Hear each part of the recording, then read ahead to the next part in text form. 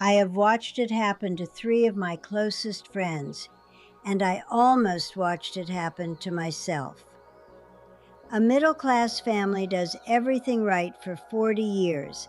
They save, they invest, they plan, and then in the last 5 years before retirement, they make one mistake that undoes so much of what they built. It is not greed. It is not stupidity. It is something much more human and much more dangerous. Today, I want to tell you what that trap is, how I avoided it, and how you can too. Come sit with me. My name is Victoria. I am 72 years old. I am not a financial advisor.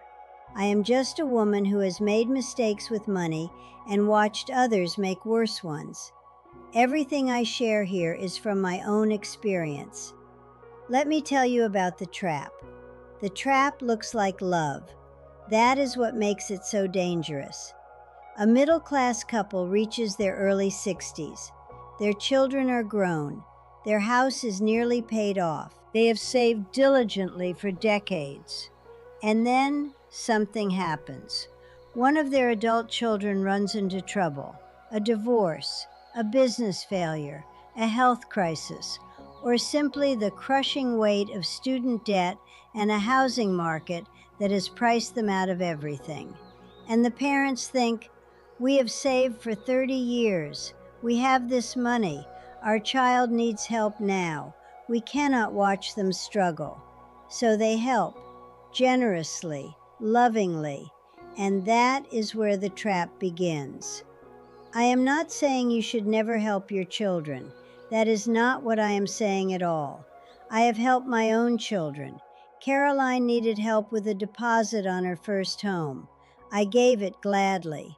William needed help with legal fees during a difficult divorce. I helped there too. But here is what I learned from watching my friends. The danger is not in helping once. The danger is in helping without a plan, in draining your retirement savings without understanding the long-term cost, in assuming that you will have time to rebuild what you gave away. My friend Margaret retired at 66 with what she thought was a comfortable nest egg. 2 years later, she had given nearly half of it to her son and daughter. Not because they asked for luxuries, because they were genuinely struggling, and she loved them, and she could not say no. Now Margaret is 74. She lives in a small apartment instead of the home she planned to retire in. She worries about every expense. She loves her children. She does not regret helping them, but she regrets not protecting herself. And she told me once, with tears in her eyes, that she wishes someone had warned her. That is why I am making this video. Here is what I did differently. When my children were young, I made a rule for myself. I would help them with three things: education, a first home deposit, a genuine emergency that they could not solve on their own. Everything else would be their responsibility.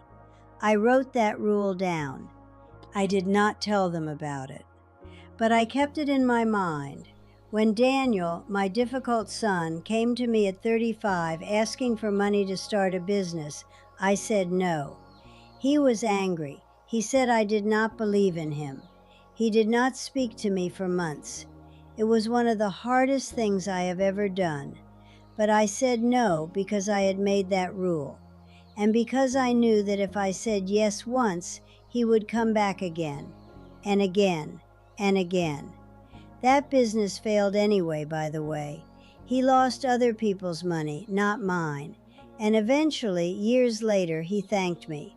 He said my no forced him to figure things out on his own.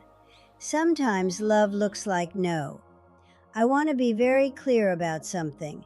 I am not a financial advisor. I am not telling you what to do with your money. Your situation is different from mine. Your children are different. Please speak to a professional before making any significant financial decisions. But here is what I learned. The trap has three parts. First, you give from your retirement savings without understanding what that money needs to do for you.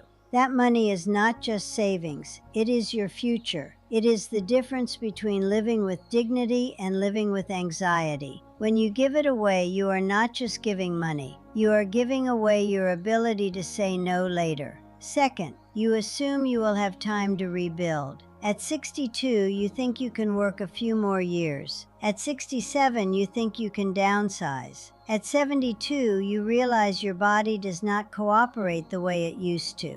The time you thought you had disappears, and the money does not come back. Third, you train your children to expect help. This is the most painful part. When you rescue adult children from every difficulty, you are not helping them. You are teaching them that someone will always be there to fix things, and that lesson leaves them weaker, not stronger. I have seen this with my own eyes. The children who were rescued most are the ones who struggle most now. The ones who were told no are the ones who figured things out.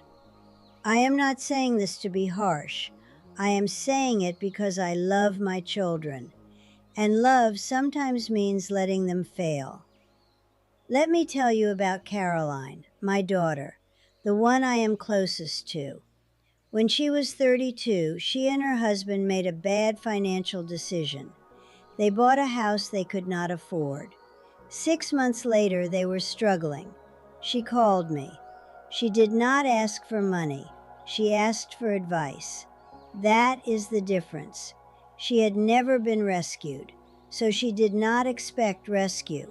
She expected honesty. I helped her think through her options. She and her husband sold the house, rented for 2 years, saved, and bought a smaller home they could afford. She figured it out, and she is prouder of that than she would have been if I had simply written a check. That is what I want for every child. Not a safety net that catches them before they fall. A safety net that catches them if they fall too far. There is a difference. So what do I recommend? Not advice, just what worked for me. I kept my retirement savings separate from everything else. I never touched it for anyone else, not for my children, not for anyone. That money was for me and for Edward, and after he passed, for me alone. I set clear boundaries with my children early, not cruelly, clearly. They knew what I would help with and what I would not. They did not always like it, but they understood. And I built a private savings account that no one knew about. That is the money I used for unexpected help. Not my retirement, not my house, a separate pot. And when that pot was empty, I stopped. That private account saved me. It saved me from having to say no to things I wanted to say yes to. And it saved my retirement from being drained by love. I am not a financial advisor. Please talk to a professional. But please also talk to your children. Have the hard conversation now, before the emergency, before the request, before the trap closes. Tell them, I love you, I want to help you, but I also need to protect myself. And protecting myself is not rejecting you. That conversation is uncomfortable. I know, I have had it. But it is less uncomfortable than being 74 and living in an apartment you did not choose, worrying about every pound while your children wonder why their parents do not have enough. I upload every evening. If you are not yet here for that, the subscribe button is just below. I would very much like you to join me. Take care of yourself today, and take care of your future. Come sit with me.